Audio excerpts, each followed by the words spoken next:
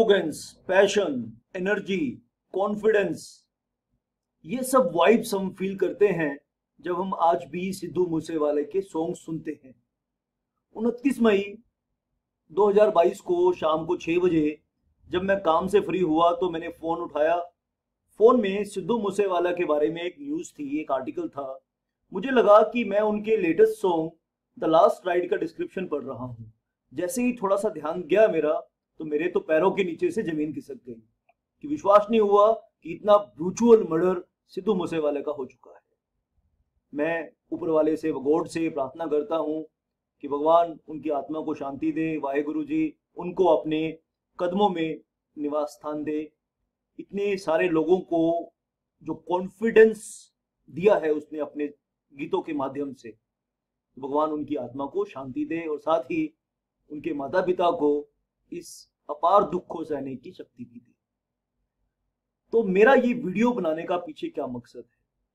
दोस्तों, आप सब जानते हैं कि हमारी आईपीसी क्रिमिनल लॉ के ऊपर रिवीजन सीरीज चल रही है। तो आज के इस सेशन में सिद्धू मूसेवाला मर्डर केस में जो एफआईआर दर्ज की गई है वो क्रिमिनल लॉ के आर्म्स एक्ट के सीआरपीसी के किन सेक्शंस को यूज किया गया है उस एफआईआर को दर्ज करने में, और ये मैं आपको बताना चाहता हूं। इससे पहले मैं आज लेक्चर शुरू करूं तो मैं अपना और सिद्धू मूसेवाला का कनेक्शन थोड़ा शेयर करना चाहता हूं। 2017 में मेरा वजन 140 किलो के आसपास था। तो मैं उतने वजन से, उस अनफिटनेस से बड़ा ही दुखी था। तो मैंने एक दिन रिजोल्व किया कि मैं अपनी फिटनेस जर्नी स्टार्ट करता हूं। लगभग तभी ही मूसेवाला के गाने भी आने लगे और इस थ्रू आउट अपनी फिटनेस जर्नी में हमने जिम में 2-3 घंटे मूसेवाला के गाने सुन सुन के वर्कआउट हमने किया है और आज भी करते हैं। मैं ये तो नहीं कहूंगा कि बहुत बड़ा मैं फैन हूं, लेकिन उनके हर एक गाने को सैकड़ों हजारों बार जरूर सुना है और कभी भी सुनकर हमेशा एनर्जी ही मिलती है। कभी भी आदमी लो फील नहीं करता। एक मरा हुआ, हारा हुआ इंसान सिद्धू मूसेवाला के गानों को सुनता है तो उसके अंदर एक ताजगी, एक एनर्जी टाइप आ जाती है। मेरे इस वीडियो को बनाने का मकसद, जैसा कि पहले मैंने कहा, सिर्फ एजुकेशन इज माय ऑब्जेक्टिव। आइए दोस्तों, आज के इस सेशन को शुरुआत करेंगे।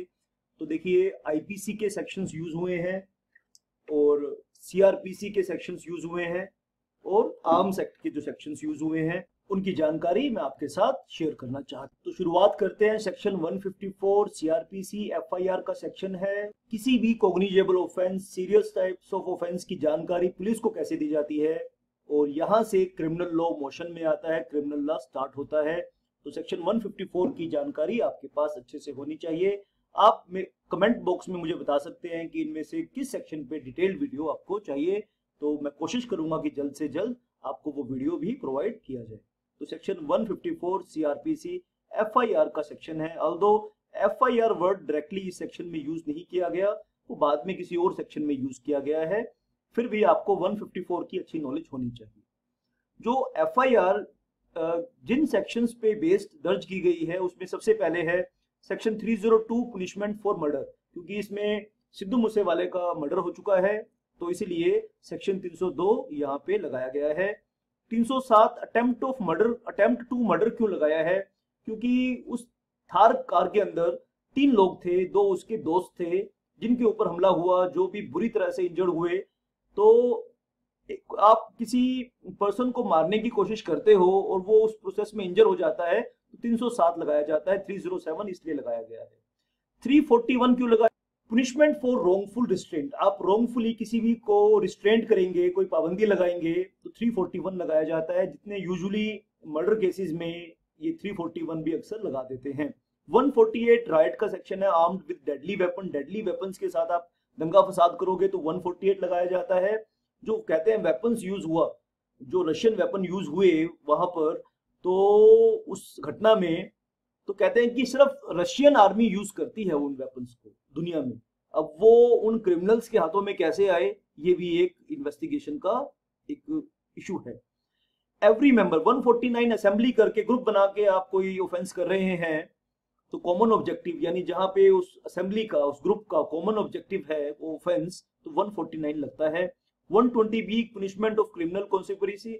साजिश की गई होगी, पहले उनको धमकियां दी जा रही थी, उनकी रेकी की जा रही थी, तो ये सब साजिश का अंजाम था, इतना ब्रुचुअल मर्डर। तो 120B क्रिमिनल कॉन्स्पिरेसी, आपराधिक षड्यंत्र के बारे में लगाया जाता है।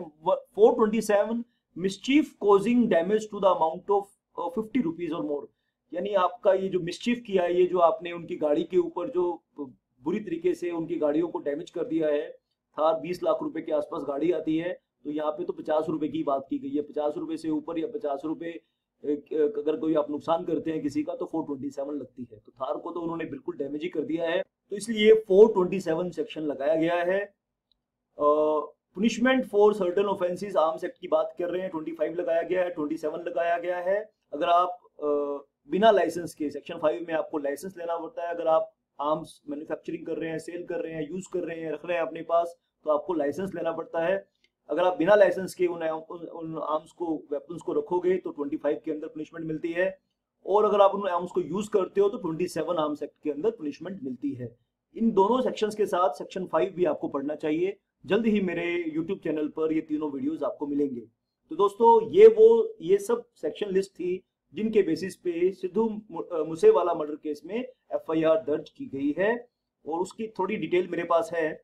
Investigation has been sought in the FIR number होता है 103-202 2022, which was registered on May 29, 2022 at police station city 1 Mansa, district Mansa, under section. ये सब सेक्शंस यूज किए गए हैं जिनका जिक्र मैंने आपको किया है। जो भी लीगल प्रोसेस अब इस केस में चलेगा, कैसे ट्रायल शुरू होगा, कैसे उनका अरेस्ट होगा कि नहीं, क्योंकि बिना अरेस्ट हुए भी क्रिमिनल केस चल सकता है। इसका जिक्र भी सेक्शन 299 और सेक्शन 33, ये मेरा आने वाले वीडियोस के बारे में मैं बताऊंगा। वो वीडियो 299 और 33 आज शाम को ही आना था, लेकिन पहले मैंने ये सिद्धू मूसेवाला का वीडियो पब्लिश कर रहा हूँ। वो जल्दी ही कल या परसों में आपको वो वाला वीडियो भी मिल जाएगा। That's it for this session. Thank you very much for watching and listening. Please do subscribe, like and share also. Thank you.